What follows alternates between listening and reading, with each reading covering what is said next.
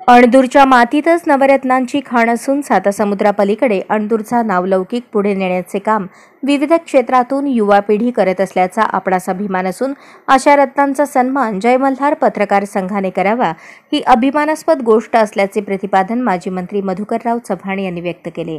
ते अणदूर येथील जय मल्हार पत्रकार संघाच्या दिनदर्शिका प्रकाशन व विविध क्षेत्रात उल्लेखनीय काम करणाऱ्या नवरत्नांच्या सत्काराप्रसंगी अध्यक्षपदावरून बोलत होते। यावेळी प्रमुख पाहुणे सरपंच रामचंद्र अलुरे, उपसरपंच डॉक्टर नागनाथ कुंभार, श्री श्री गुरुकुलचे संस्थापक अध्यक्ष डॉक्टर जितेंद्र कानडे, ज्येष्ठ पत्रकार चंद्रकांत हगलगुंडे उपस्थित होते।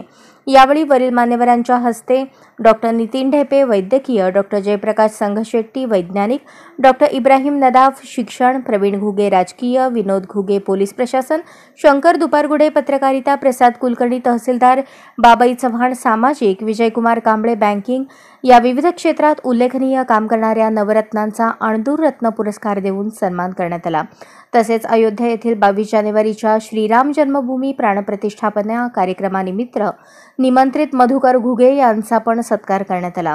यावेळी रामचंद्र अलुरे, डॉक्टर नागनाथ कुंभार, डॉक्टर जितेंद्र कानडे, प्रवीण घुगे, डॉक्टर नितीन ढेपे, पत्रकार शंकर दुपारगुडे यांनीही जय मल्हार पत्रकार संघाच्या स्तुत्य उपक्रमाचे कौतुक केले।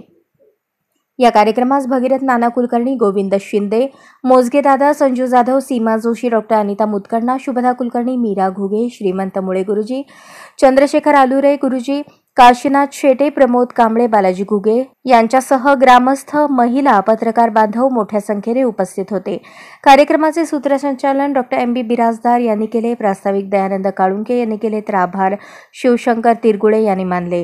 कार्यक्रम यशस्वी करण्यासाठी पत्रकार अजय अणदूरकर, चंद्रकांत गुड्डू, सचिन तोगी, सचिन गायकवाड, शिवाजी कांबळे, संजीव अलुरे आदींनी परिश्रम घेतले।